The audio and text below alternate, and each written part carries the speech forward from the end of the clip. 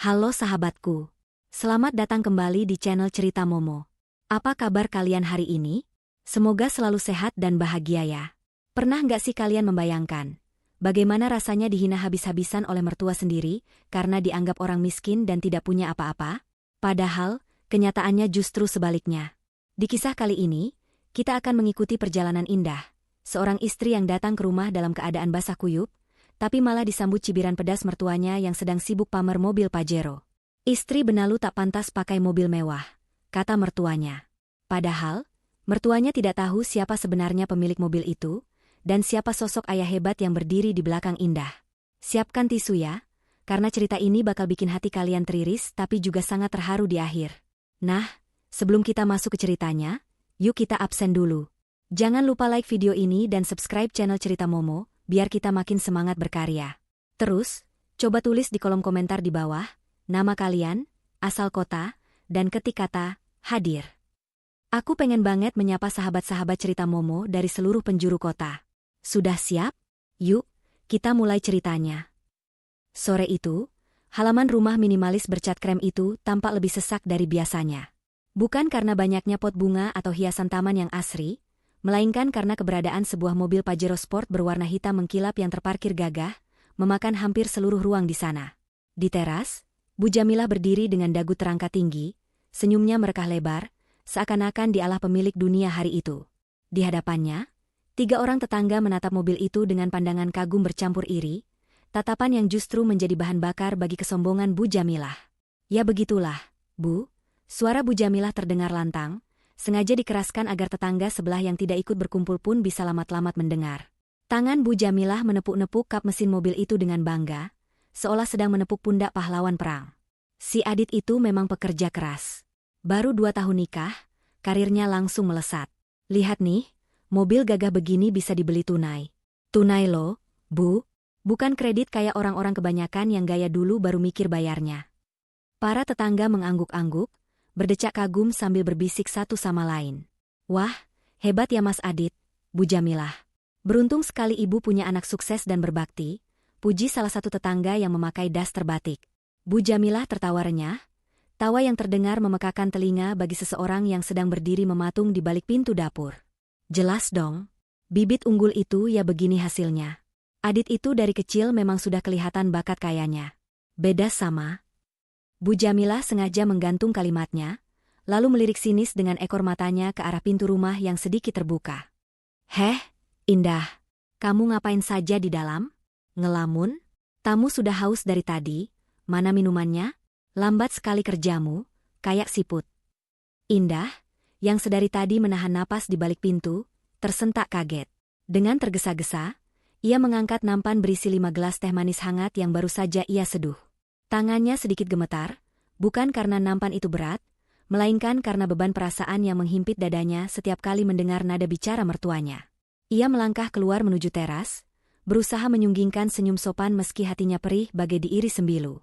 Ia mengenakan daster rumahan sederhana yang warnanya sudah agak pudar. Sangat kontras dengan penampilan Bu Jamilah yang sore itu, memakai gamis sutra mencolok dan perhiasan emas yang bergelantungan di leher serta pergelangan tangannya.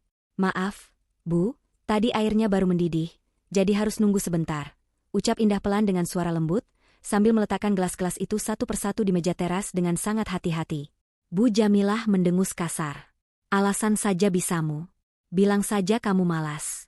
Lihat tuh suamimu, kerja banting tulang siang malam sampai bisa beli mobil mewah, masa istrinya bikin teh saja leletnya minta ampun. Harusnya kamu itu bersyukur bisa numpang hidup enak di sini. Indah menunduk dalam, menelan ludah yang terasa pahit di tenggorokan. Matanya melirik sekilas ke arah mobil Pajero hitam yang berkilauan ditimpa cahaya matahari sore itu. Ada rasa sesak yang aneh setiap kali ia melihat benda itu. Bukan rasa kagum seperti para tetangga, melainkan rasa kecewa yang mendalam dan rahasia besar yang ia pendam sendiri. Indah tahu betul asal-usul mobil itu. Mobil itu sama sekali bukan hasil keringat Adit. Bukan hasil bonus tahunan kantor Adit, seperti yang digembar-gemborkan mertuanya. Mobil itu adalah hadiah ulang tahun pernikahan dari ayahnya, Pak Agung, yang baru dikirimkan minggu lalu. Ayahnya memberikan mobil itu agar putri kesayangannya bisa bepergian dengan nyaman dan aman, tidak perlu kepanasan atau kehujanan naik motor butut lagi. Namun, saat mobil itu tiba, Adit dengan wajah memelas memegang tangan Indah dan memohon. "Endah, tolong ya, bilang ke ibu kalau ini hasil kerjaku. Aku malu kalau ibu tahu aku masih dibantu mertua terus. Biar ibu bangga sedikit sama aku sebagai kepala keluarga. Lagian, harta dari orang tuamu kan jadi harta suami juga. Sama saja kan?" Kata-kata manis Adit waktu itu meluluhkan hati Indah. Demi menjaga harga diri suaminya di mata ibunya, Indah rela berbohong. Ia rela membiarkan Adit dan Bu Jamilah mengakui mobil pemberian ayahnya itu sebagai simbol kesuksesan Adit. Tapi yang Indah dapatkan sebagai balasan bukan ucapan terima kasih atau kasih sayang, melainkan penghinaan yang semakin menjadi-jadi setiap harinya. Indah!" Seruan tajam Bu Jamilah membuyarkan lamunan Indah seketika. "Kamu ngapain bengong di situ? Minggir. Jangan dekat-dekat sama mobil itu ya. Nanti baret kena nampanmu yang kotor itu. Itu catnya mahal. Kalau lecet sedikit, gajimu setahun jadi babu juga nggak bakal cukup buat benerinnya. Istri benalu kayak kamu mana paham barang mewah." Para tetangga tertawa kecil mendengar ucapan pedas itu, mengira itu hanya gurauan akrab yang wajar antara mertua dan menantu. Tapi bagi Indah, itu adalah pukulan telak di ulu hati. Saat itu juga, Adit keluar dari rumah dengan pakaian rapi dan wangi parfum menyengat. Ia mendengar jelas ucapan ibunya. Namun, laki-laki itu hanya diam. Ia malah sibuk membetulkan letak jam tangannya, berpura-pura tidak mendengar istrinya direndahkan di depan umum. Adit berjalan melewati Indah begitu saja tanpa menoleh, lalu duduk di samping ibunya dengan senyum bangga, menikmati pujian para tetangga tentang mobil barunya. "Iya, Bu. Doakan saja rezeki saya lancar terus, biar bisa beli aset lain," ucap Adit dengan percaya diri, tanpa sedikitpun rasa bersalah pada Indah yang masih berdiri kaku memegang nampan kosong di sudut teras. Indah menatap punggung suaminya dengan tatapan nanar yang basah. Di dalam hati, ia menjerit sekuat tenaga. "Mas, itu mobil dari ayahku. Kenapa kamu tega membiarkan ibumu menghinaku di depan barang pemberian ayahku sendiri?" Tapi jeritan itu hanya bergema di ruang hampa dalam dadanya, tak tersampaikan. Indah memilih mundur perlahan, kembali masuk ke dalam rumah yang terasa semakin dingin dan asing, meninggalkan tawa renyah mertua dan suaminya yang sedang berpesta di atas kebohongan. Langit yang semula cerah perlahan berubah warna, menjadi abu-abu pekat. Gumpalan awan hitam berarak cepat menutupi matahari, menciptakan suasana sore yang muram dan mencekam, seolah alam sedang bersiap menumpahkan amarahnya. Angin kencang mulai bertiup, menggoyangkan dahan-dahan pohon mangga di halaman depan, membuat daun-daun kering berjatuhan mengotori lantai teras yang baru saja disapu Indah.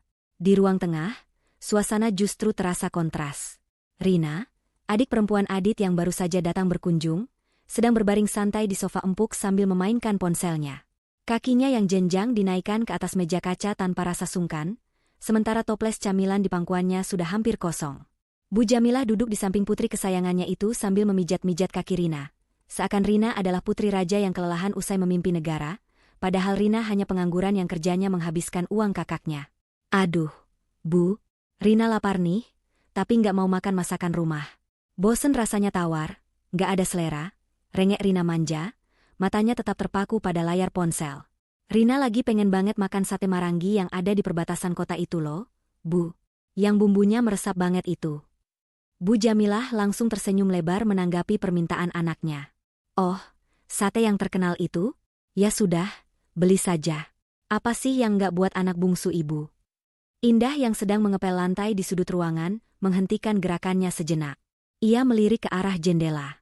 Kilatan petir mulai terlihat menyambar di kejauhan, disusul suara guruh yang menggelegar pelan namun cukup membuat jantung bergetar. Jarak ke perbatasan kota lumayan jauh, butuh waktu hampir 1 jam perjalanan bolak-balik, belum lagi macetnya sore hari. "Mbak Indah," panggil Rina tanpa menoleh, nadanya memerintah. "Dengarkan, aku mau sate. Buruan beli sana, keburu tutup atau kehabisan." Indah menegakkan tubuhnya, menyeka keringat di dahi dengan punggung tangan. Ia berjalan perlahan mendekati mereka. "Maaf, Rin, Bu. Tapi di luar mendung sekali, sepertinya sebentar lagi badai.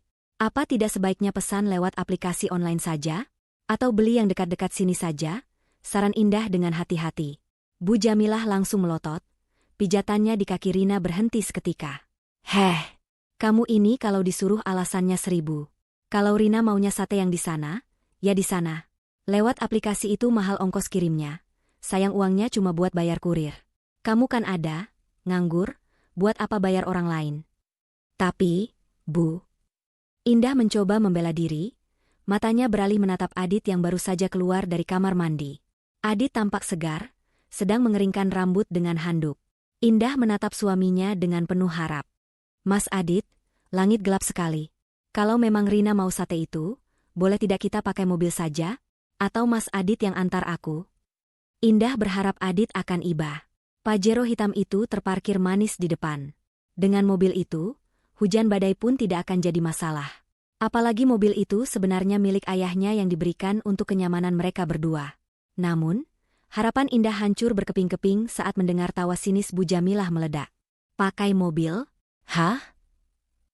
Bu Jamilah berdiri, berkacak pinggang menatap Indah dari ujung kepala sampai ujung kaki dengan tatapan merendahkan. Kamu sadar diri dong, Indah? Itu mobil baru. Masih kinclong. Masa mau dipakai buat beli sate doang? Nanti kalau bau sate nempel di jok kulitnya gimana? Atau kalau kamu nyetir terus nyerempet pagar gimana? Kamu mau ganti rugi pakai apa? Ginjalmu? Adit, yang menjadi tumpuan harapan Indah, hanya menghela napas panjang seolah Indah adalah beban baginya. Ia melempar handuk basahnya ke sandaran kursi, lalu duduk di samping Rina. Sudahlah, Indah, jangan manja. Ibu benar, sayang mobilnya kalau cuma buat beli makanan berminyak begitu. Lagian baru mendung, belum tentu hujan deras. Kamu pakai motor yang di gudang saja. Cepat berangkat, kasihan Rina sudah lapar. Hati Indah mencelos. Rasanya sakit sekali. Motor di gudang itu adalah motor bebek tua peninggalan almarhum ayah mertuanya yang sudah sering mogok, remnya kurang pakem, dan lampunya redup. Tapi mas, motor itu bannya sudah gundul, bahaya kalau jalanan licin. Suara Indah terdengar parau, menahan tangis. Alah, banyak omong, potong Rina ketus. Kalau nggak mau ya bilang saja. Giliran numpang makan di sini kamu lahap, giliran dimintai tolong sedikit saja susahnya minta ampun. Dasar ipar nggak tahu diri. Bu Jamilah berjalan mendekat, telunjuknya menuding wajah Indah. Dengar ya, Indah. Tugasmu di rumah ini adalah melayani suami dan keluarganya. Kalau kamu nggak becus, buat apa Adit pertahankan kamu? Cepat sana berangkat. Jangan pulang sebelum bawa sate pesanan Rina. Dan ingat, jangan coba-coba sentuh kunci Pajero itu. Tangan kasarmu itu tidak pantas pegang setir mobil mewah anakku. Guru kembali menggelegar, kali ini lebih keras, seolah ikut marah mendengar ucapan wanita parubaya itu. Indah menatap wajah suaminya sekali lagi, mencari sisa-sisa hati nurani di sana. Tapi Adit justru memalingkan wajah, sibuk mengambil toples kerupuk dan mengobrol dengan Rina, pura-pura tidak melihat istrinya yang sedang dihakimi. Dengan langkah berat, Indah berbalik menuju dapur untuk mengambil kunci motor tua yang tergantung di paku karatan. Ia mengambil jaket tipisnya yang sudah lusuh. Dadanya sesak bukan main. Mobil Pajero pemberian ayahnya berdiri gagah di depan rumah, siap melindungi siapa saja di dalamnya dari panas dan hujan. Tapi ironisnya, ia, pemilik sejati mobil itu, justru diusir keluar menembus bahaya dengan motor rongsokan. Indah menyalakan mesin motor tua itu. Suaranya menderu kasar, batuk-batuk, mengepulkan asap putih tipis. Saat ia melajukan motor keluar gerbang, tetes air hujan pertama mulai jatuh membasahi pipinya, menyatu dengan air mata yang tak sanggup lagi ia bendung. Ia pergi bukan karena takut pada mertuanya, tapi karena ia masih memegang teguh janjinya sebagai istri untuk berbakti, meski baktinya itu dibalas dengan tuba. Di belakangnya, pintu rumah tertutup rapat, menyisakan tawa riang keluarga suaminya yang hangat dan nyaman, tanpa sedikit pun mempedulikan nasib Indah di luar sana. Hujan yang ditakutkan akhirnya turun juga, bukan sekadar gerimis pengantar tidur, melainkan tumpahan air bah dari langit yang seolah ingin menenggelamkan bumi. Angin kencang menderu-deru, menyapu jalanan aspal yang licin. Di tengah badai itu, Indah berjuang sekuat tenaga mengendalikan setang motor tua yang bergetar hebat. Jaket tipis yang dikenakannya sudah tembus air dalam hitungan detik, menempel dingin di kulitnya, membuat giginya beradu menahan beku. Helm yang kaca depannya sudah buram dan longgar itu nyaris tidak membantunya melihat jalan. Setiap kali ada mobil berpapasan, sorot lampunya memecah di kaca helm yang penuh baret, membuat pandangan Indah silau dan kabur. Jalan menuju perbatasan kota terasa begitu panjang dan menyiksa. Genangan air mulai meninggi di beberapa titik.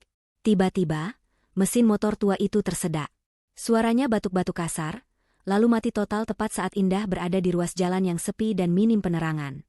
Ya Allah, jangan mogok sekarang. Tolong. Bisik Indah parau, suaranya kalah oleh deru hujan. Kakinya yang gemetar mencoba mengengkol pedal starter berkali-kali. Sekali, 2 kali, 10 kali. Nihil. Mesin itu diam membisu, menyerah pada usia dan dinginnya air hujan. Indah turun dari motor, mendorong besi tua yang terasa 2 kali lebih berat itu menuju emperan sebuah toko bangunan yang sudah tutup. Ia bersandar di tiang beton yang dingin, tubuhnya basah kuyup dari ujung rambut hingga ujung kaki. Air hujan menetes deras dari ujung jilbab dan bajunya, membentuk genangan kecil di sekitar kakinya yang hanya beralaskan sandal jepit tipis. Dengan tangan yang keriput karena kedinginan dan susah digerakkan, Indah merogoh saku jaketnya, mengambil ponsel yang untungnya ia bungkus plastik resek. Harapan satu-satunya adalah Adit. Ia menekan nomor suaminya dengan jari gemetar. Panggilan tersambung. Terdengar nada sambung yang panjang, membuat hati Indah semakin cemas. Akhirnya, telepon diangkat. "Halo? Apa lagi sih, Endah?" Suara Adit terdengar ketus. Di latar belakang terdengar suara tawarnya Rina dan Bu Jamilah yang sedang menonton televisi, kontras sekali dengan desau angin dan hujan yang mengepung Indah. "Mas, tolong aku." Suara Indah bergetar hebat, menahan tangis dan dingin. "Motornya mogok. Mas. Mesinnya mati kena banjir. Aku terjebak di jalan sepi dekat gudang tua, belum sampai ke tempat sate. Hujannya deras sekali, aku takut sendirian di sini gelap." Hening sejenak di ujung telepon. Indah berharap mendengar suara kekhawatiran, berharap Adit akan bilang, "Tunggu di situ, Mas jemput sekarang." Namun, jawaban yang ia terima justru membuat darahnya mendidih sekaligus membeku. "Ya ampun, Indah, kamu ini bisanya cuma nyusahin saja," bentak Adit, suaranya meninggi. "Makanya kalau bawa motor itu hati-hati, jangan diterjang banjir. Itu motor tua, bukan kapal selam. Terus sekarang kamu mau aku ngapain? Hujan deras begini kamu suruh aku keluar? Nanti aku sakit gimana? Besok aku kerja." "Tapi Mas, aku kedinginan, di sini gelap." Indah terisak pelan, pertahanannya runtuh. "Tolong jemput aku pakai mobil. Sebentar saja." "Nggak bisa," potong Adit cepat. "Ibu baru saja bilang mobilnya habis dipoles tadi pagi. Sayang kalau kena hujan lumpur cuma buat jemput kamu sama motor rongsokan itu. Kamu cari bengkel kek, atau dorong sampai nemu tempat berteduh yang benar. Pokoknya jangan pulang kalau nggak bawa sate pesanan Rina. Kasihan adikku sudah nungguin dari tadi. Kamu tuh jadi istri manja banget sih." Klik. Sambungan telepon diputus sepihak. Indah menatap layar ponselnya yang meredup dengan tatapan kosong. Air matanya luruh, menyatu dengan air hujan di wajahnya. Rasa dingin yang menusuk tulang kini tak sebanding dengan rasa nyeri di dadanya. Di saat ia butuh perlindungan, suaminya lebih memilih menjaga kilauket mobil daripada nyawa istrinya sendiri. Sementara itu, beberapa kilometer dari tempat Indah berteduh, sebuah sedan hitam mewah melaju membelah hujan dengan kecepatan sedang namun stabil. Di kursi belakang yang nyaman dan hangat, Pak Agung duduk diam menatap jendela yang berembun. Pria parubaya itu biasanya tenang, namun malam ini gelisah menguasai hatinya. Tangannya berkali-kali menyentuh dada kirinya yang berdebar tak beraturan. "Pak Haryo," panggil Pak Agung pelan kepada asisten setianya yang duduk di kursi depan samping sopir. "Ya, Pak Agung," sahut Pak Haryo sigap, memutar sedikit tubuhnya ke belakang. "Masih jauh rumah anakku?" tanya Pak Agung, matanya menyipit menembus kegelapan malam di luar. "Perasaanku tidak enak sejak tadi sore. Rasanya ingin cepat-cepat sampai dan memastikan Indah baik-baik saja. Tadi saya telepon dia tidak diangkat. Mungkin sedang sibuk melayani suaminya." "Sekitar 20 menit lagi, Pak. Cuaca memang sangat buruk malam ini, jadi Pak supir tidak berani terlalu ngebut," jawab Pak Haryo sopan. "Tenang saja, Pak. Non Indah pasti aman di rumah suaminya. Kan ada mobil Pajero yang Bapak kirimkan itu, pasti mereka sangat menjaga Non Indah dengan fasilitas itu." Pak Agung tersenyum tipis, senyum seorang ayah yang tulus. "Saya harap begitu. Saya sengaja kirim mobil itu supaya Indah tidak perlu kepanasan atau kehujanan lagi. Saya tidak mau putri saya menderita. Kamu tahu sendiri, Haryo, Indah itu tidak pernah minta apa-apa ke saya. Dia menikah dengan Adit pun hanya modal cinta, tidak melihat materi. Saya cuma ingin bantu sedikit tanpa menyinggung harga diri suaminya." Pak Agung kembali menatap keluar jendela, melihat kilatan petir menyambar langit. Ia tidak tahu bahwa di saat yang sama, putri yang sangat ia banggakan dan ia lindungi mati-matian dari jauh, sedang meringkuk kedinginan di emperan toko, menangis sendirian didorong rasa kecewa yang amat dalam, sementara mobil pemberiannya sedang dielus-elus oleh orang lain di garasi yang kering. Firasat seorang ayah memang tidak pernah salah. hanya saja kenyataannya jauh lebih pahit dari yang bisa Pak Agung bayangkan. Mobil sedan itu terus melaju, membawa sang pelindung semakin dekat ke titik ledak emosi yang akan mengubah segalanya. Hujan masih turun dengan derasnya, seolah langit sedang menumpahkan seluruh persediaan airnya ke bumi. Di teras rumah Adit yang luas dan berkeramik marmer licin, suasana justru terasa hangat dan meriah. Beberapa ibu-ibu tetangga, teman satu geng arisan Bu Jamilah, sedang tertawa renyah sambil menikmati hidangan kue-kue basah yang tersaji di atas meja bundar. Mereka sengaja berkumpul di sana, berlindung dari hujan sembari memandangi mobil Pajero hitam yang terparkir gagah tepat di depan mata, seolah mobil itu adalah monumen kebanggaan yang wajib disembah. Bu Jamilah duduk dengan kaki disilangkan, memegang cangkir teh dengan gaya yang dibuat-buat anggun. Ya begitulah Jeng, namanya juga anak berbakti. Adit itu nggak tega lihat ibunya naik taksi online kalau mau pengajian. Makanya dia beli mobil ini, katanya biar saya nyaman. Padahal saya sudah bilang, nggak usah repot-repot, tapi dia maksa. Bual Bu Jamilah, wajahnya berseri-seri penuh kepuasan. Duh, beruntung banget ya Bu Jamilah. Sudah punya anak sukses, ganteng, sayang orang tua lagi. Nggak kayak menantu saya, boro-boro belikan mobil, belikan daster saja hitung-hitungan, sahut salah satu ibu dengan nada iri yang tak ditutup-tutupi. Di tengah gelak tawa yang membumbung itu, sebuah mobil sedan hitam berhenti perlahan di depan pagar rumah yang sedikit terbuka. Mobil itu tampak mewah, namun karena hujan deras dan kaca mobil yang gelap, tidak ada yang terlalu memperhatikan siapa yang ada di dalamnya. Pintu penumpang terbuka, dan keluarlah sosok laki-laki paruh baya. Ia mengenakan kemeja putih polos yang sedikit kusut di bagian lengan, celana bahan hitam biasa, dan memegang payung hitam standar. Tanpa pengawalan mencolok, sosok itu melangkah masuk ke halaman. Itu adalah Pak Agung. Ia sengaja meminta sopir dan Pak Haryo menunggu di mobil agar tidak menarik perhatian. Hatinya yang gelisah menuntunnya untuk melihat langsung kondisi putrinya, tanpa embel-embel kemewahan yang biasa melekat padanya. Langkah Pak Agung terhenti sejenak saat matanya menatap mobil Pajero Sport yang terparkir di sana. Ia mengenali pelat nomornya. Itu mobil yang ia beli tunai atas nama Indah. Senyum tipis sempat terbit di bibirnya, mengira mobil itu dirawat dengan baik oleh menantunya. Namun, senyum itu perlahan pudar saat ia melihat ke arah teras. Ia melihat keramaian, melihat tawa, tapi tidak melihat wajah putrinya di sana. Pak Agung melangkah mendekat ke arah teras. Cipratan air hujan membasahi ujung celananya. Saat kakinya hendak menapak ke lantai keramik teras yang bersih, suara melengking Bu Jamilah menghentikannya seketika. Eits! Stop! Stop di situ, Pak. Bu Jamilah berdiri dari kursinya, melambaikan tangan dengan gaya mengusir seperti menghalau kucing liar. Jangan naik. Lantai baru dipel, nanti kotor kena sepatu bapak yang penuh lumpur itu. Pak Agung tertegun. Ia menurunkan payungnya sedikit, menatap wanita yang ia tahu sebagai besannya itu. Rupanya Bu Jamilah tidak mengenali Pak Agung. Wajar saja, saat pernikahan Indah dan Adit dulu, Pak Agung hadir sangat singkat karena urusan bisnis mendesak di luar negeri, dan penampilannya saat itu jauh berbeda dengan setelan jas formal lengkap. Kini, dengan pakaian sederhana dan wajah lelah, di mata Bu Jamilah, Pak Agung hanyalah pria tua biasa tak berpunya. Maaf, Bu. Saya. Pak Agung mencoba bicara dengan nada sopan, suaranya tenang namun berwibawa. Mau minta sumbangannya? Potong Bu Jamilah cepat, matanya memindai penampilan Pak Agung dari atas ke bawah dengan tatapan merendahkan. Aduh, Pak. Hujan-hujan begini kok ya sempat-sempatnya keliling minta uang. Maaf ya, saya lagi ada tamu, lagi nggak ada uang receh. Lagian ketua RT sudah bilang, jangan biasakan kasih uang ke pengemis yang masuk kompleks sembarangan. Wajah Pak Agung menegang, namun ia masih menahan emosinya. Saya bukan pengemis, Bu. Saya datang mau bertemu Indah. Mendengar nama Indah disebut, Bu Jamilah mendengus kasar, lalu tertawa mengejek ke arah teman-temannya. Oh alah, cari si Indah? Wah, bapak ini siapanya? Penagih kredit panci? Atau keluarganya dari kampung yang mau pinjam duit? Teman-teman arisan Bu Jamilah ikut terkikik geli. Bu Jamilah kembali menatap Pak Agung dengan wajah angkuh. Dengar ya, Pak. Si Indah itu nggak ada di rumah. Dia lagi saya suruh keluar beli sate. Nasib punya menantu yang nggak modal ya begitu, bisanya cuma disuruh-suruh.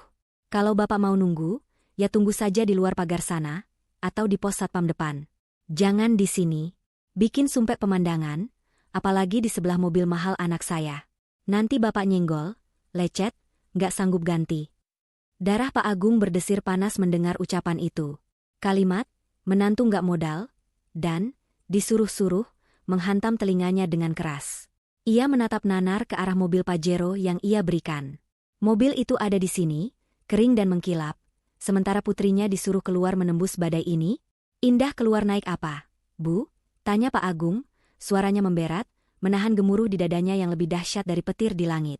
Ya naik motor lah. Masa naik Pajero? Jawab Bu Jamilah ketus. Sudah sana minggir. Bapak ngalangin pandangan saya ke jalan.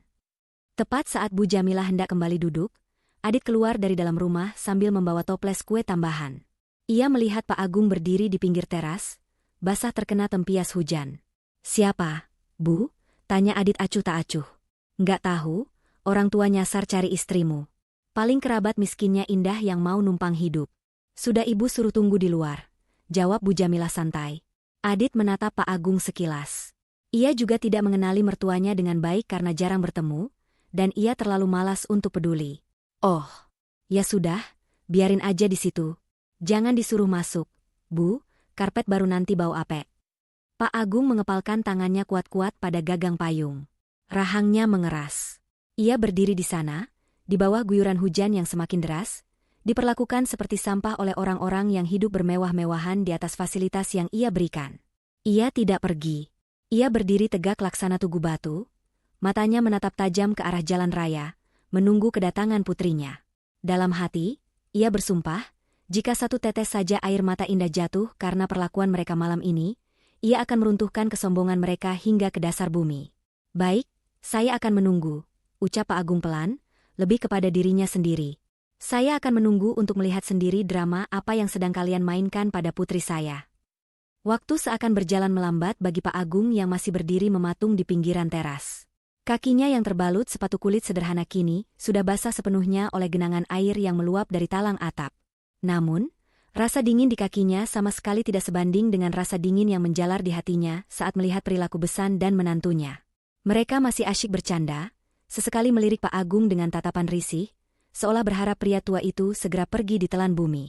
Di tengah deru hujan yang memekakan telinga, terdengar suara gerbang besi berdecit berat didorong dari luar. Semua mata di teras, termasuk Pak Agung, sontak menoleh ke arah sumber suara. Di sana, di ambang pintu gerbang yang remang-remang, berdiri sosok yang nyaris tak dikenali. Itu Indah. Namun, kondisinya jauh dari kata layak. Ia tidak menaiki motor. Tubuhnya yang kurus tampak berjalan tertatih-tatih memasuki halaman, menyeret langkah kakinya yang berat seolah ada batu besar yang menggelayut di sana. Rupanya, ia meninggalkan motor mogoknya di bengkel atau pinggir jalan, karena sudah tak sanggup lagi mendorongnya melawan arus air yang deras. Indah berjalan sendirian menembus tirai hujan di halaman rumahnya sendiri. Wajahnya pucat pasi, bibirnya membiru dan gemetar hebat. Jilbabnya lepek menempel di kulit, meneteskan air keruh bercampur lumpur. Bajunya yang basah kuyup mencetak tubuhnya yang menggigil kedinginan. Di tangannya, ia masih menggenggam erat bungkusan plastik hitam berisi sate pesanan Rina, mendekapnya di dada seolah itu adalah benda paling berharga yang harus ia lindungi, bahkan melebihi nyawanya sendiri. Pak Agung merasakan dadanya sesak bukan main. Tangannya mengepal begitu erat hingga buku-bukunya memutih. Ingin rasanya ia berlari memayungi putrinya, namun ia menahan diri sekuat tenaga. Ia harus melihat sampai di mana batas kekejaman orang-orang ini terhadap permata hatinya. Indah terus melangkah gontai menuju teras. Pandangannya kabur, kepalanya pening luar biasa karena kehujanan dan belum makan seharian. Saat ia sampai tepat di samping mobil Pajero hitam yang terparkir menghalangi jalan masuk ke teras, kakinya terpeleset di atas lantai carport yang licin. Ah! Desis Indah lemah saat keseimbangannya goyah. Secara refleks, tangan Indah terayun mencari pegangan agar tidak jatuh tersungkur ke lantai keras. Telapak tangannya yang basah dan sedikit berlumpur mendarat di kap mesin mobil Pajero yang mengkilap itu, lalu beralih mencengkeram spion kiri untuk menahan bobot tubuhnya yang limbung. Napasnya tersengal-sengal, mencoba mengumpulkan tenaga untuk berdiri tegak kembali. Namun, belum sempat Indah menarik napas lega karena tidak jadi jatuh, sebuah teriakan melengking memecah suara hujan, lebih nyaring dari petir manapun. Heh! Apa-apaan kamu? Bu Jamilah melompat dari kursinya bagaikan disengat lebah. Matanya melotot nyaris keluar. Ia berlari kecil menerobos tempias hujan di teras, bukan untuk menolong menantunya yang hampir pingsan, melainkan untuk menyelamatkan benda mati yang ia puja. Lepaskan! Lepaskan tangan kotor kamu itu, bentak Bu Jamilah histeris. Ia menepis tangan Indah yang masih berpegangan pada spion mobil dengan kasar, membuat tubuh Indah yang lemah terhuyung ke belakang dan nyaris jatuh lagi. "Ibu!" Lirih Indah dengan suara parau yang nyaris hilang. "Maaf, Bu, aku pusing mau jatuh." "Alasan?" semprot Bu Jamilah tanpa belas kasihan. Ia segera mengambil ujung daster mahalnya, lalu dengan panik mengelap bekas telapak tangan Indah di kap mobil dan spion. "Lihat nih, lihat. Jadi kotor kan? Ada bekas lumpurnya. Kamu tahu nggak sih ini mobil mahal? Kalau catnya baret atau spionnya patah karena kamu gelayuti, emangnya kamu punya uang buat ganti? Jual diri pun kamu nggak bakal mampu bayar." Adit, yang mendengar keributan itu, akhirnya bangkit dari duduknya. Ia berjalan santai ke pinggir teras, memasukkan kedua tangan ke saku celana. Bukannya membantu istrinya yang berdiri gemetar di tengah hujan, ia justru ikut memeriksa mobilnya. "Gimana, Bu? Ada yang lecet?" tanya Adit cemas, matanya menyusuri bodi mobil, mengabaikan Indah sepenuhnya.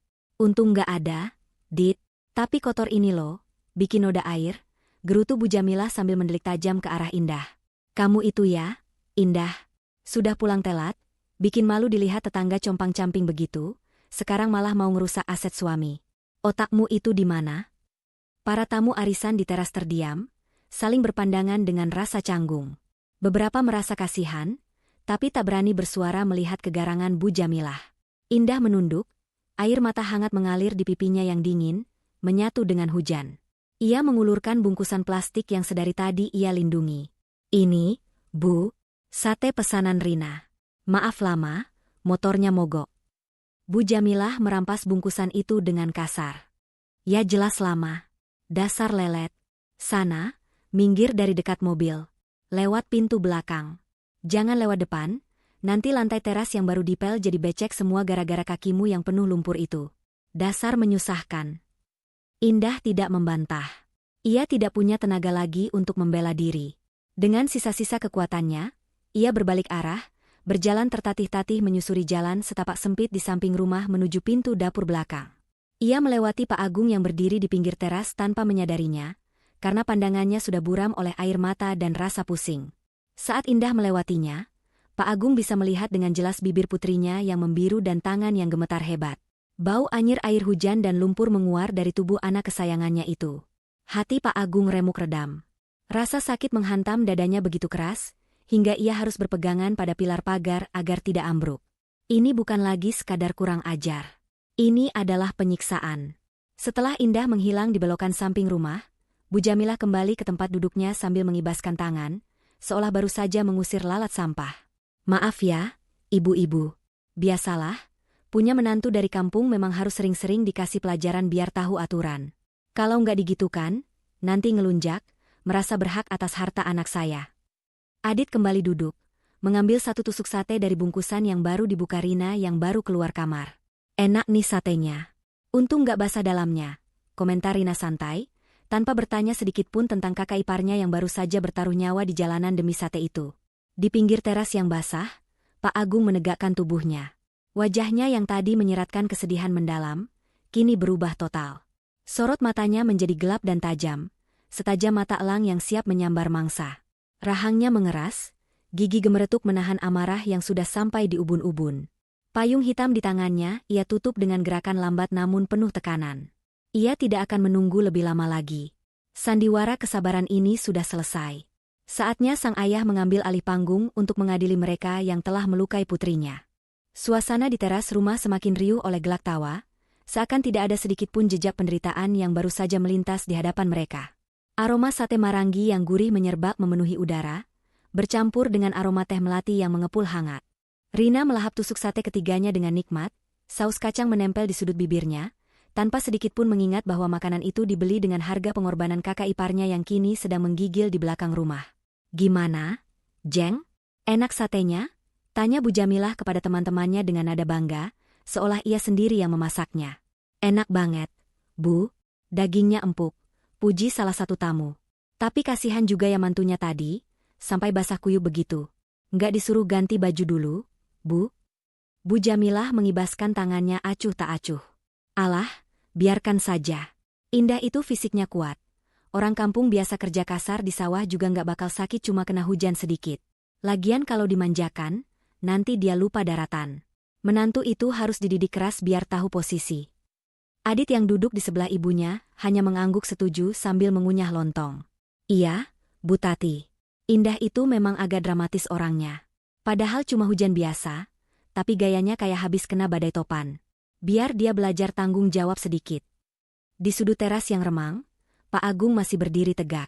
Air hujan terus menetes dari ujung payungnya, tapi matanya yang tajam tak lepas menatap interaksi manusia-manusia di depannya. Ia mendengar setiap kata yang keluar dari mulut mereka. Setiap kalimat yang merendahkan putrinya bagaikan bensin yang disiramkan ke dalam api amarah yang membara di dadanya.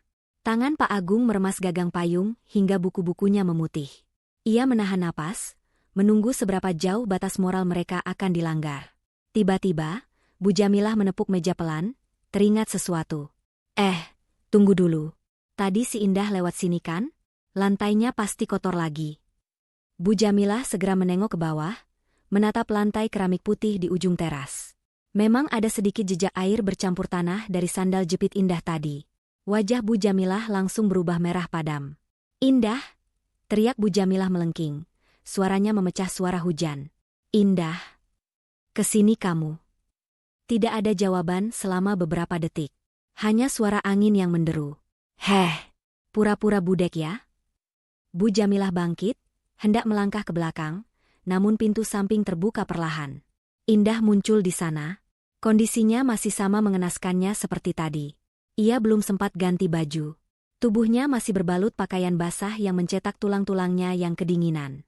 Wajahnya pucat pasi seperti mayat, bibirnya membiru dan bergetar hebat. Ia memeluk tubuhnya sendiri, mencoba mencari kehangatan yang tak ada. Ya, Bu? Jawab Indah lirih. Suaranya nyaris tak terdengar, serak dan parau. Lihat ini, bentak Bu Jamilah sambil menunjuk noda tanah di lantai teras. Kamu itu kalau jalan pakai mata. Lantai ini baru dipel tadi pagi. Sekarang kotor lagi gara-gara kamu. Ambil kain pel sekarang. Bersihkan sampai kinclong. Jangan sampai ada sisa tanah sedikit pun. Jijik saya lihatnya. Seorang tamu mencoba menengahi, merasa tidak tega melihat kondisi Indah. Aduh, Bu Jamilah mungkin nanti saja. Kasihan itu, mantunya kedinginan banget sepertinya, bibirnya sampai biru begitu. Biar dia ganti baju dulu. Nggak usah, Jeng, potong Bu Jamilah cepat. Kalau ditunda-tunda nanti dia malah malas tidur-tiduran. Dia itu harus diajarkan disiplin. Mentang-mentang saya baik, dia jadi seenaknya mengotori rumah orang. Bu Jamilah beralih menatap Indah dengan tatapan penuh kebencian. Tunggu apa lagi? Cepat. Atau mau saya laporin ke Adit biar uang belanjamu dipotong bulan depan? Indah menatap suaminya dengan tatapan memohon. Tubuhnya sudah sangat lemas. Kepalanya berputar pening. Ia butuh handuk, butuh air hangat, bukan kain pel. Mas Adit, aku pusing. Bisiknya lemah. Adit meletakkan piring satenya dengan kasar, merasa terganggu. Ia menatap istrinya bukan dengan rasa iba, tapi dengan rasa malu. Ia malu punya istri yang tampil kumal dan menyedihkan di depan tamu-tamunya yang perlente. Ya ampun, Endah. Ibu kan cuma minta tolong dipel sebentar. Kerjakan sajalah, jangan manja. Malu-maluin aku saja di depan tamu. Ucap Adit dingin, tanpa beranjak dari kursinya. Lagian kamu juga ceroboh. Masuk rumah orang kok bawa lumpur. Cepat bersihkan, habis itu baru boleh masuk kamar. Hati Indah hancur berkeping-keping. Di depan mata kepala sendiri, suaminya lebih memilih menjaga gengsi di depan tamu daripada kesehatan istrinya. Dengan sisa tenaga terakhir, Indah mengangguk pelan. Ia berjalan gontai mengambil kain lap yang tergeletak di pojok teras, lalu berjongkok. Tangan Indah yang gemetar hebat mulai mengusap lantai keramik yang dingin itu. Setiap gerakan terasa menyiksa. Air matanya menetes jatuh ke lantai, bercampur dengan air hujan yang sedang ia bersihkan. Melihat Indah berjongkok seperti pembantu di hadapan mereka, Bu Jamilah tersenyum puas. Ia kembali duduk dan berbicara keras kepada teman-temannya, sengaja agar Indah mendengar. Lihat kan, Jeng? Memang beginilah kelasnya.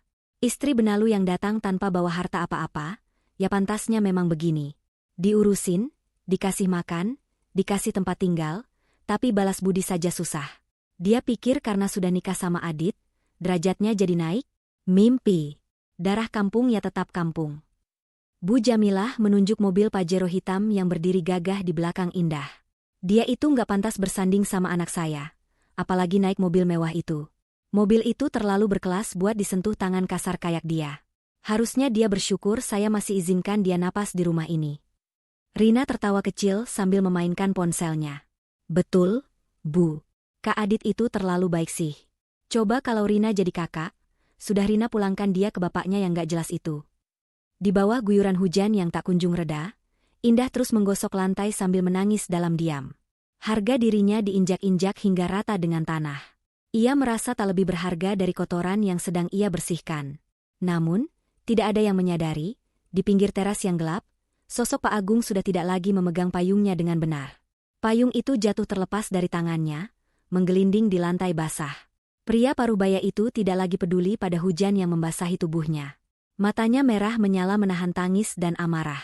Pemandangan putrinya yang dipaksa berjongkok membersihkan lantai dalam keadaan menggigil, sementara suami dan mertuanya makan dengan lahap sambil menghina, adalah pemandangan paling menyakitkan yang pernah ia saksikan seumur hidupnya. Cukup. Batas kesabaran itu sudah hancur lebur. Tidak ada lagi toleransi. Tidak ada lagi sandiwara menyamar. Pak Agung melangkah maju.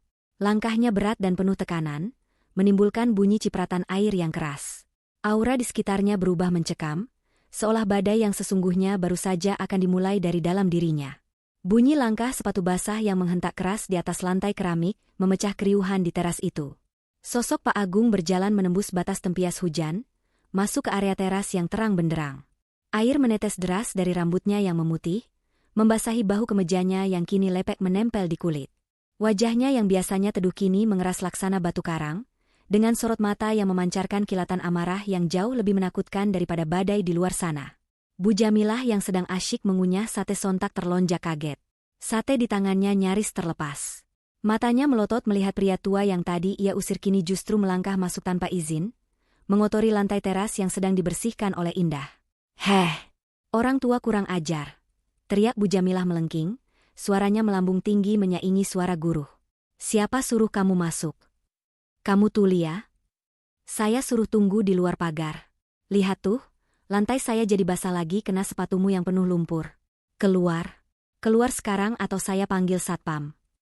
Namun, Pak Agung sama sekali tidak menggubris teriakan wanita itu. Telinganya seolah tertutup rapat bagi suara-suara sumbang yang tidak bermakna. Langkah kakinya teguh dan terarah lurus ke satu titik. Putrinya. Pak Agung berhenti tepat di depan Indah yang masih berjongkok memegang kain pel kotor. Indah, yang kesadarannya mulai timbul tenggelam karena kedinginan, mendongak perlahan. Matanya yang sayu melebar saat mengenali sosok yang berdiri menjulang di hadapannya. Ayah? Bisik Indah parau, suaranya bergetar hebat antara percaya dan tidak. Air matanya kembali tumpah. Kali ini bukan karena sedih, tapi karena rasa rindu dan lega yang membuncah. Pak Agung tidak menjawab dengan kata-kata. Ia membungkuk, mengabaikan sakit di pinggang tuanya, lalu dengan lembut memegang kedua bahu putrinya. Ia menarik tubuh Indah yang menggigil itu untuk berdiri. Tangan Pak Agung yang hangat bersentuhan dengan kulit Indah yang sedingin es. Hati ayah mana yang tidak hancur merasakan betapa beku tubuh anak kandungnya sendiri? Berdiri, nak, ucap Pak Agung pelan, namun nadanya mengandung perintah yang tak terbantahkan. Anak ayah tidak pantas berlutut di kaki orang-orang yang tidak punya hati. Melihat adegan itu, Bu Jamilah semakin murka. Ia bangkit dari kursinya, wajahnya merah padam. Apa-apaan ini? Siapa kamu berani-beraninya nyuruh dia berhenti kerja? Dia itu menantu saya. Dia harus bersihkan kotoran yang dia buat. Jangan ikut campur urusan rumah tangga orang. Adit, yang sedari tadi diam, akhirnya meletakkan piringnya dengan kasar. Ia mengenali wajah Pak Agung samar-samar dari foto pernikahan yang jarang ia lihat. Ia mendengus meremehkan, melihat penampilan mertuanya yang basah kuyup dan tampak menyedihkan. Oh, ternyata bapak mertua, ucap Adit dengan nada sinis, tanpa beranjak dari duduknya untuk menyalami. Ia justru menyandarkan punggungnya santai di kursi, menatap Pak Agung dari atas ke bawah. Pantas indah kampungan, ternyata bapaknya datang-datang juga nggak tahu sopan santun. Masuk rumah orang nyelonong, basah-basahan lagi. Mau pinjam uang. Pak, Indah saja baru bikin masalah. Sekarang bapaknya datang mau nambah beban. Pak Agung melepaskan rangkulannya pada Indah sejenak, membiarkan putrinya bersandar di pilar agar tidak jatuh. Ia memutar tubuhnya perlahan menghadap Adit dan Bu Jamilah. Tatapan matanya begitu tajam dan menusuk, membuat teman-teman arisan Bu Jamilah yang tadinya ingin ikut mencibir, mendadak terdiam 1000 bahasa. Aura yang dipancarkan Pak Agung bukanlah aura pengemis seperti yang mereka duga, melainkan aura seorang penguasa yang sedang murka. "Adit," panggil Pak Agung. Suaranya rendah, dingin, dan berat, menggetarkan udara di sekitarnya. 2 tahun lalu, saya menyerahkan permata hati saya satu-satunya kepadamu. Saya titipkan dia bukan untuk kamu jadikan pembantu.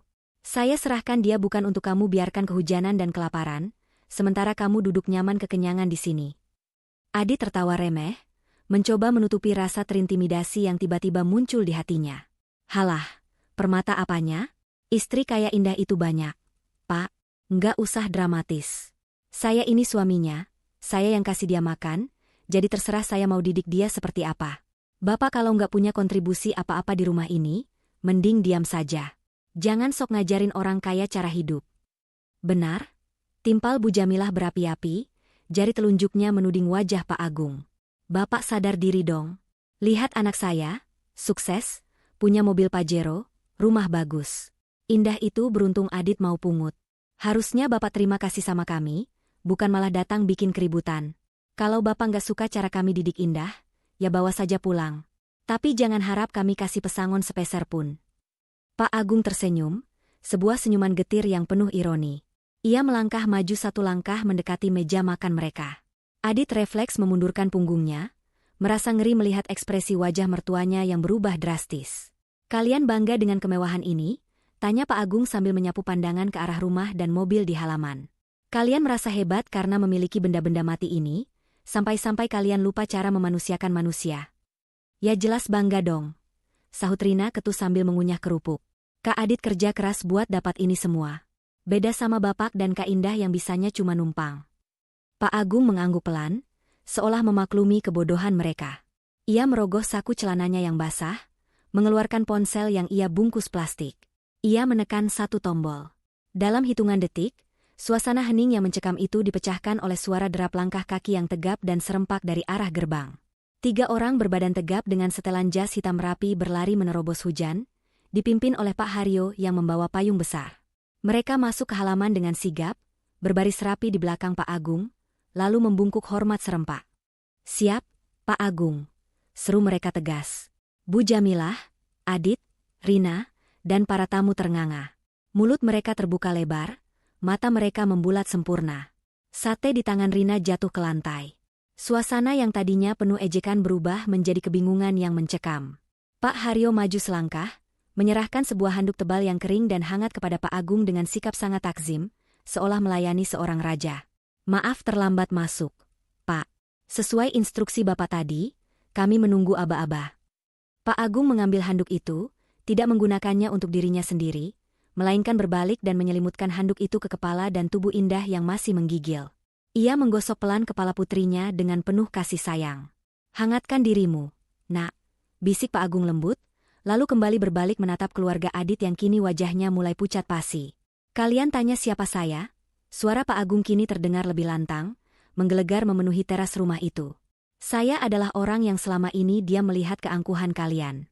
Saya adalah ayah yang hatinya teriris melihat putrinya dihina oleh orang-orang yang justru hidup dari belas kasihannya." Bu Jamilah tergagap, suaranya bergetar. Maksud Bapak apa? Siapa yang hidup dari belas kasihan?" "Adit ini manajer. Mobil ini buktinya." Pak Agung menatap mobil Pajero itu dengan tatapan dingin, lalu menatap Adit tepat di manik matanya. "Kau yakin itu mobilmu, Adit?" tanya Pak Agung menusuk.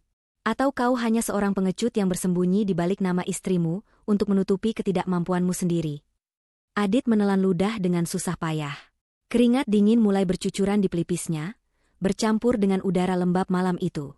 Rahasia yang selama ini ia tutup rapat-rapat di depan ibunya, kini terancam terbongkar di saat yang paling tidak tepat. Pak Agung tidak lagi terlihat seperti mertua miskin dari kampung. Di balik pakaian basahnya, kini terpancar aura kekuasaan yang membuat nyali Adit menciut sekecil debu. Situasi telah berbalik, dan badai yang sesungguhnya baru saja menghantam fondasi kesombongan keluarga itu. Ketegangan di teras rumah itu kian memuncak, seolah udara di sekitarnya memadat dan mencekik leher siapapun yang bernapas di sana. Hujan masih turun dengan deras, namun suara gemuruh alam itu kini kalah oleh keheningan yang mencekam di antara manusia-manusia yang saling berhadapan. Bu Jamilah, yang tak terima harga diri anaknya diinjak-injak di depan teman-teman arisannya, kembali berkacak pinggang. Wajahnya merah pada menahan amarah, tak peduli pada 3 pengawal berbadan tegap yang berdiri di belakang Pak Agung. Baginya, ini hanyalah gertakan sambal. "Heh, jangan sembarangan bicara ya," hardik Bu Jamilah, suaranya melengking tinggi. "Berani-beraninya kamu merendahkan anak saya. Adit itu manajer. Dia punya gaji besar. Mobil ini dia beli pakai keringatnya sendiri. Jangan mentang-mentang kamu bawa preman sewaan, terus kamu bisa ngaku-ngaku." Bu Jamilah menoleh ke arah Adit, mencari dukungan. "Dit, bilang sama orang tua gila ini. Tunjukkan BPKB-nya kalau perlu. Biar dia malu. Biar dia tahu kalau dia salah cari lawan." Namun, Adit tidak bergerak. Wajahnya yang tadi sombong kini pucat pasi, seputih kertas. Bibirnya terkunci rapat, matanya bergerak gelisah menghindari tatapan ibunya maupun tatapan tajam Pak Agung. Lututnya terasa lemas, seolah tulang-tulangnya melolosan. "Dit, kok diam saja? Jawab," desak Bu Jamilah mulai panik melihat reaksi anaknya.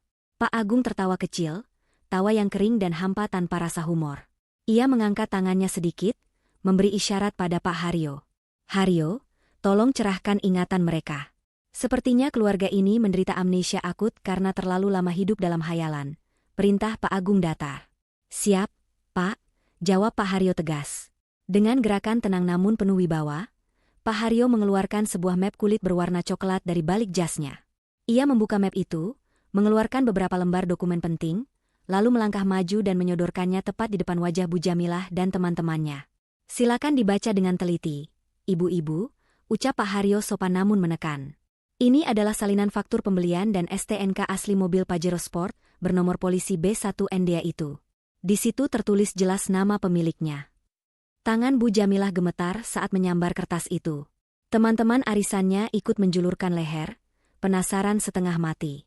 Mata Bu Jamilah membelalak saat membaca tulisan yang tertera di sana. "Pemilik, Indah Pertiwi. Alamat, Jalan Cendana nomor 1, alamat rumah Pak Agung. Status pembayaran, lunas, transfer dari rekening Agung Wicaksono." Dunia seakan runtuh menimpa kepala Bu Jamilah. Kertas itu terlepas dari tangannya, melayang jatuh ke lantai yang basah. Gak mungkin." Gumam Bu Jamilah terbata-bata. Ia menatap Adit dengan tatapan horor. "Dit, ini bohong kan? Ini palsu kan? Kamu bilang mobil ini bonus dari kantormu? Kamu bilang?" Adit menunduk dalam-dalam, tak berani menatap wajah ibunya yang hancur. "Maaf, Bu." Cicitnya pelan, suaranya nyaris hilang ditelan suara hujan. Itu memang hadiah dari ayahnya Indah. Aku cuma minta Indah mengaku itu punyaku supaya ibu senang." "Apa?" Jeritan Bu Jamilah dan Rina terdengar bersamaan. Rina bahkan sampai tersedak kerupuk yang sedang dikunyahnya. Teman-teman arisan Bu Jamilah langsung kasak-kusuk, berbisik-bisik sambil menatap keluarga itu dengan pandangan jijik dan mencemooh. "Ya ampun, Jeng kirain beneran kaya, ternyata halu," bisik salah satu tetangga cukup keras. "Iya, kasihan ya.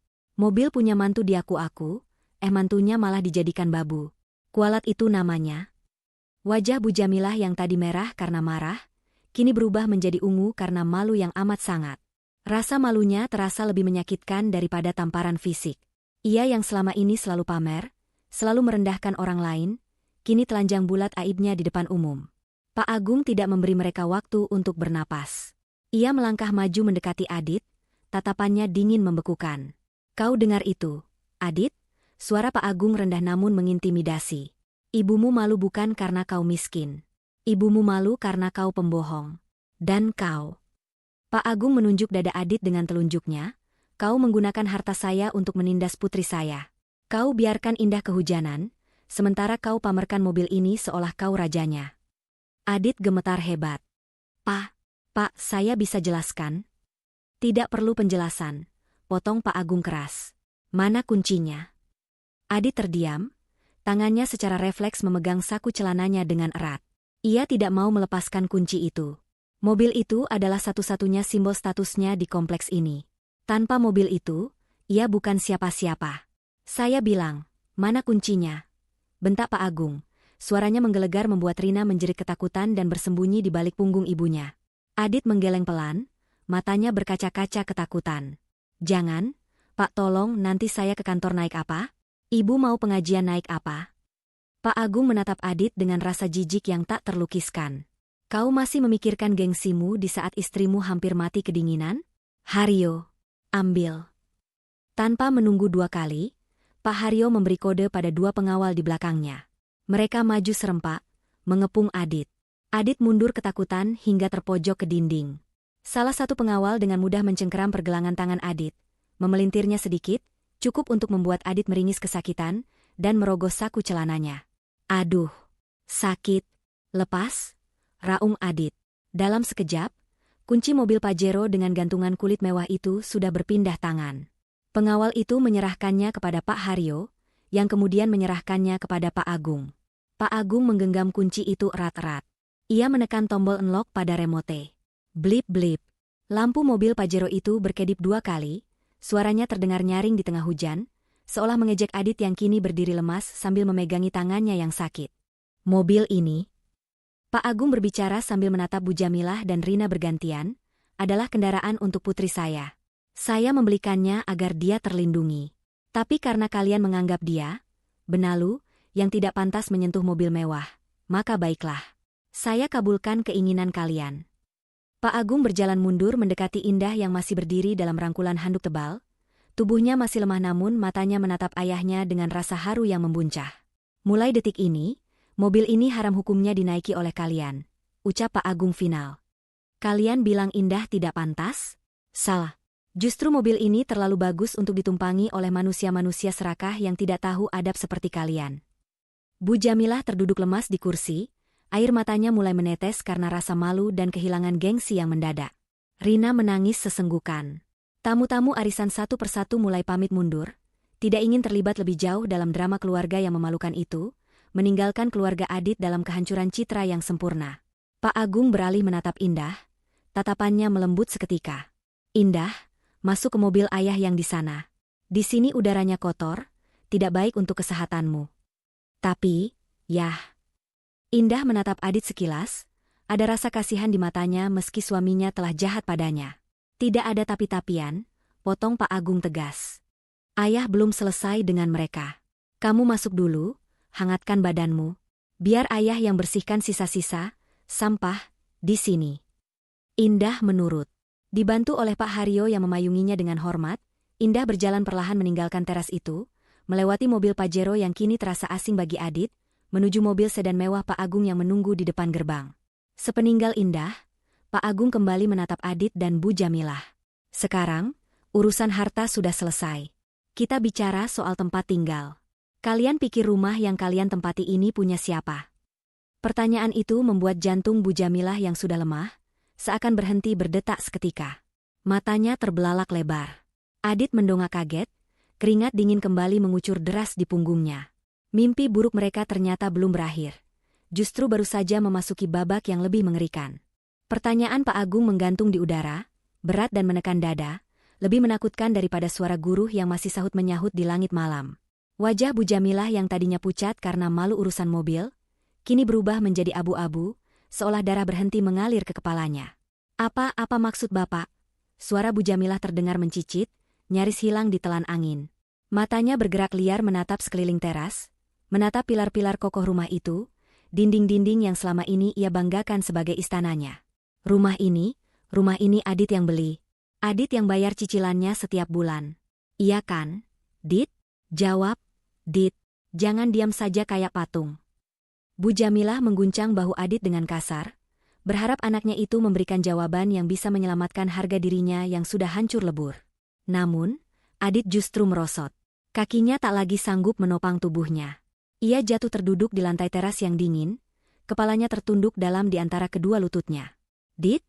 Panggil Bu Jamilah dengan suara bergetar, firasat buruk mulai merayapi tengkuknya. Pak Agung menatap pemandangan menyedihkan itu dengan sorot mata yang tak terbaca. Tidak ada kepuasan di wajahnya, hanya ada rasa lelah dan kekecewaan yang mendalam. Kau lihat anakmu, Bu Jamilah? Tanya Pak Agung pelan. Dia tidak menjawab karena dia tahu kebenarannya. Dia tahu bahwa uang 5 juta rupiah yang dia transfer setiap bulan itu bukanlah uang cicilan rumah. Itu hanya uang perawatan lingkungan dan listrik. Harga rumah ini, Pak Agung menunjuk lantai yang dipijaknya, 2 miliar rupiah. Sudah saya lunasi tunai sehari sebelum ijab kabul pernikahan mereka. Dengkul Bu Jamilah terasa copot. Ia terhuyung ke belakang dan menabrak dinding. Rina menutup mulutnya yang ternganga, matanya membelalak tak percaya. Jadi, selama ini, Bu Jamilah tergagap, napasnya memburu. Selama ini kami menumpang di rumah Indah? Mesi, benalu, itu. Benar, jawab Pak Agung tegas. Sertifikat hak milik rumah ini atas nama Indah Pertiwi. Saya memberikannya sebagai tempat berteduh, agar putri saya bisa membangun keluarga kecil yang bahagia. Saya pikir, dengan meringankan beban Adit dari kewajiban membeli rumah, dia bisa fokus membahagiakan Indah. Tapi ternyata saya salah besar. Fasilitas yang saya berikan justru membuat kalian menjadi parasit yang sombong. Kalian tinggal di rumah Indah, tidur di kamar yang dibeli Indah, tapi kalian perlakukan pemilik rumahnya seperti budak di istananya sendiri. Pak Haryo kembali maju, membuka lembaran lain dari map coklat yang dibawanya. Ia memperlihatkan salinan sertifikat rumah berwarna hijau dengan lambang Garuda emas. Nama Indah Pertiwi tercetak tebal di sana. Bukti yang tak terbantahkan. Kenyataan itu menghantam Bu Jamilah lebih keras daripada tamparan fisik manapun. Selama 2 tahun ini, ia selalu membanggakan diri sebagai nyonya rumah. Ia selalu mengatur Indah, menyuruhnya tidur di kamar belakang yang sempit, melarang Indah duduk di sofa tamu yang mahal, bahkan membatasi Indah memakai dapur. Padahal, setiap inci tanah yang ia injak, setiap atap yang melindunginya dari hujan, adalah milik menantu yang ia hina setiap hari. Rasa malu itu kini bercampur dengan rasa takut yang luar biasa. Takut kehilangan kenyamanan, takut terlempar ke jalanan. "Pa." Adit akhirnya bersuara. Ia mengangkat wajahnya yang basah oleh keringat dingin dan air mata. Ia merangkak perlahan mendekati kaki Pak Agung. Harga dirinya sebagai laki-laki sudah musnah tak bersisa. "Pak Agung, tolong, Pak, ampuni saya hilaf. Saya janji akan berubah. Saya akan perlakukan Indah seperti ratu mulai sekarang. Jangan ambil rumah ini, Pak, tolong." Melihat anaknya bersimpuh mengiba seperti pengemis, pertahanan Bu Jamilah runtuh. Ia ikut menjatuhkan dirinya ke lantai, bersujud di samping Adit. Tangisnya pecah, meraung-raung memilukan di tengah malam buta. "Pak Agung, maafkan saya, Pak. Saya orang tua bodoh. Saya nggak tahu kalau Bapak orang hebat. Saya pikir Indah cuma orang kampung biasa." Ratap Bu Jamilah sambil mencoba meraih ujung celana Pak Agung. "Tolong jangan usir kami, Pak. Kami mau tinggal di mana kalau diusir malam-malam begini? Di luar hujan badai, Pak. Kasihanilah kami." Rina yang ketakutan ikut menangis histeris di pojok teras. Tak berani mendekat tapi juga tak ingin ditinggal. "Maafkan Rina juga, Om." Rina cuma ikut-ikutan ibu. Pemandangan itu sungguh ironis. Beberapa menit yang lalu, mereka berdiri di atas angin, tertawa di atas penderitaan Indah. Sekarang, mereka bersujud mencium debu di kaki ayah Indah, memohon belas kasihan demi atap yang bukan milik mereka. Pak Agung mundur selangkah, menghindari sentuhan tangan Bu Jamilah dan Adit. Ia tidak menendang mereka, ia terlalu beradab untuk itu. Namun, tatapan matanya menyiratkan penolakan yang tegas. "Kalian minta dikasihani karena di luar sedang badai?" tanya Pak Agung lirih. Suaranya bergetar menahan emosi. "Lalu, di mana rasa kasihan kalian saat Indah kehujanan tadi?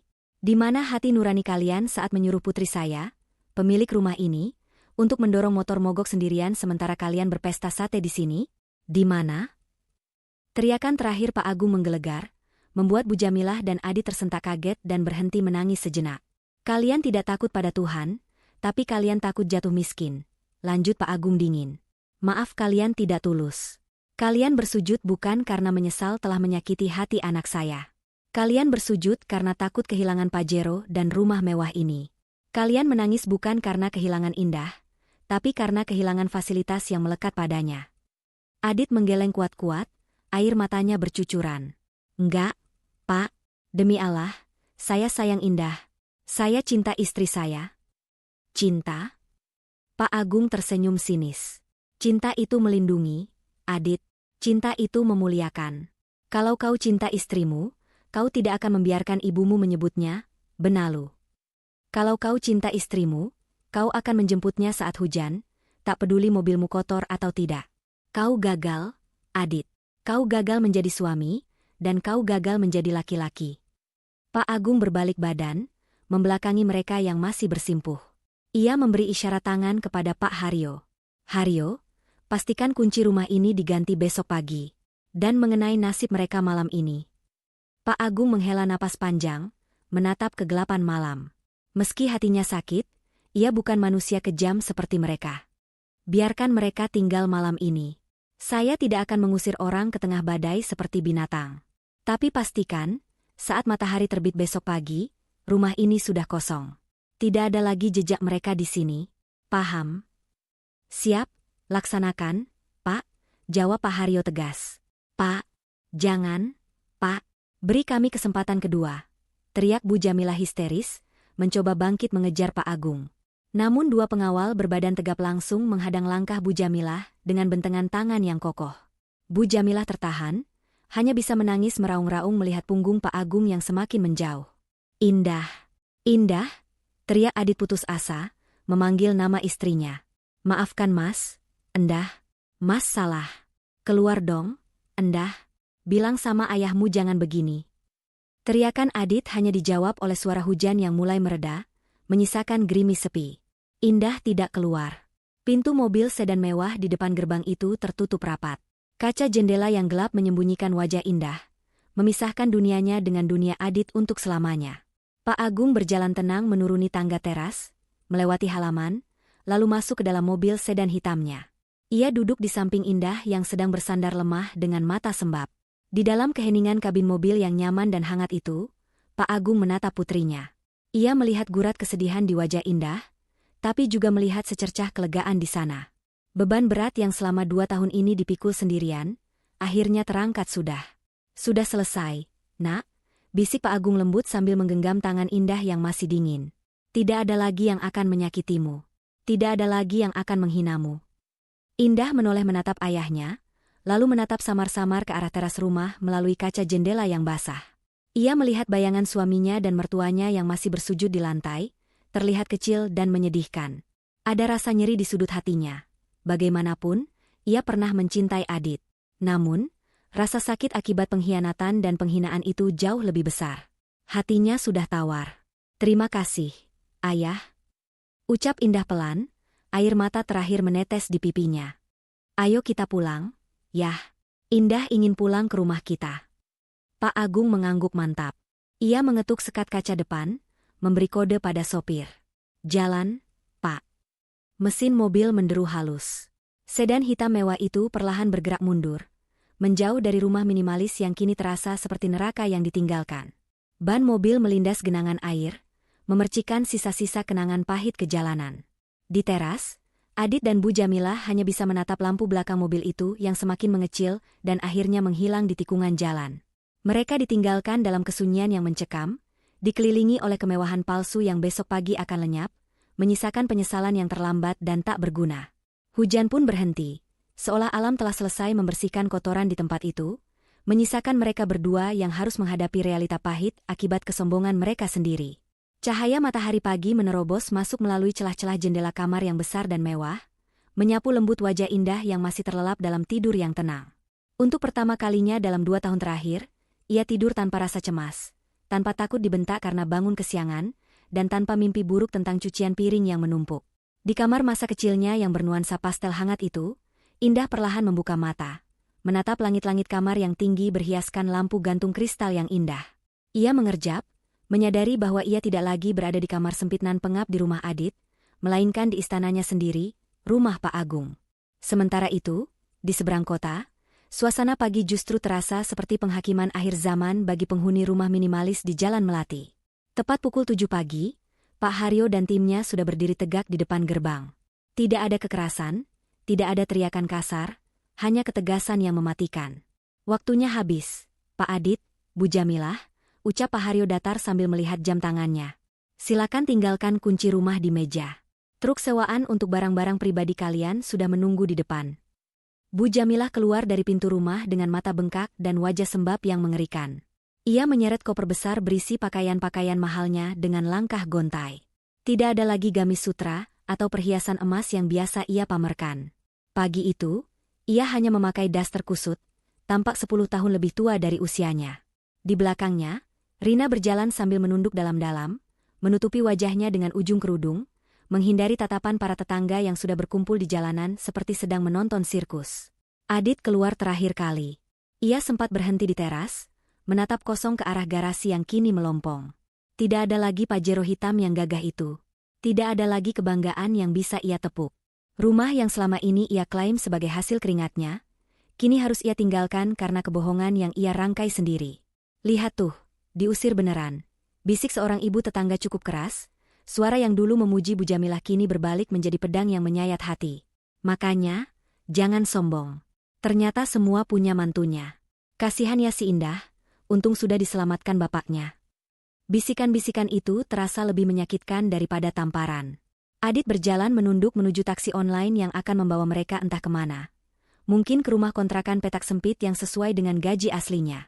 Saat mobil taksi itu mulai bergerak menjauh, Adit menoleh ke belakang untuk terakhir kalinya. Ia melihat Pak Haryo menutup gerbang rumah itu dan menggemboknya dengan rantai besar. Klik. Bunyi gembok itu seolah mengunci masa depan cerah Adit yang telah ia sia-siakan.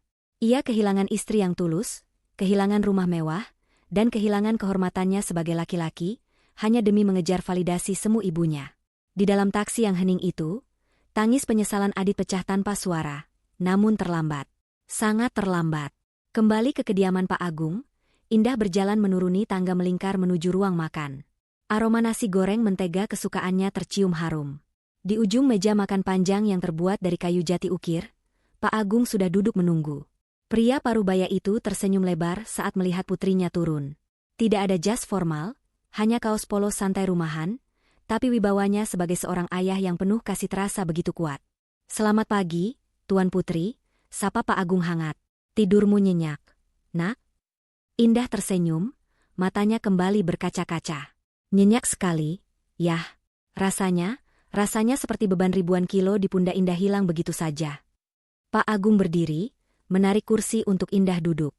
Makanlah yang banyak. Ayah lihat kamu kurus sekali. Pipi gembulmu yang lucu dulu hilang entah kemana. Mulai hari ini, tugas ayah adalah mengembalikan senyum dan pipi gembul itu.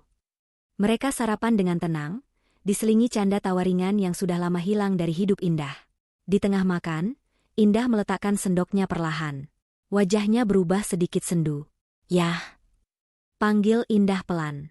Bagaimana nasib Mas Adit dan Ibu? Apa ayah benar-benar mengusir mereka? Pak Agung menghela napas panjang, lalu meraih tangan Indah di atas meja dan menggenggamnya erat. Indah, anakku. Ayah tidak jahat. Ayah sudah memberikan pesangon yang cukup untuk mereka menyewa kontrakan selama setahun dan modal usaha kecil. Tapi, ayah harus memisahkanmu dari mereka secara total. Mereka adalah benalu yang mematikan, Nak. Kalau ayah biarkan mereka tetap dekat denganmu, mereka akan terus menghisap kebahagiaanmu sampai kau layu. Pak Agung menatap manik mata Indah dalam-dalam. Ingat satu hal, Nak. Cinta itu tidak menyakiti. Cinta itu tidak merendahkan. Kalau ada orang yang membuatmu merasa tidak berharga, itu bukan cinta. Itu manipulasi. Kamu adalah Putri Agung Wicaksono, tapi lebih dari itu, kamu adalah wanita yang berharga. Jangan pernah biarkan siapapun, atas nama cinta sekalipun, menginjak harga dirimu lagi. Air mata haru menetes di pipi Indah. Ia bangkit dari kursinya dan memeluk ayahnya erat-erat. Pelukan yang hangat, kokoh, dan melindungi. Pelukan yang selama ini ia rindukan di saat-saat sepi di rumah Adit. Terima kasih, Ayah. Isak Indah di bahu ayahnya. Terima kasih sudah menjemput Indah. Terima kasih sudah menjadi pahlawan Indah. Pak Agung mengelus punggung putrinya lembut. Ayah akan selalu menjemputmu, Nak. Sejauh apapun kamu tersesat, seberat apapun badai yang menimpamu, ayah akan selalu datang. Karena bagi ayah, harta terbesar di dunia ini bukan perusahaan, bukan mobil mewah, bukan rumah besar ini. Harta ayah hanyalah kamu. Di luar, matahari semakin tinggi, menyinari taman bunga yang bermekaran indah.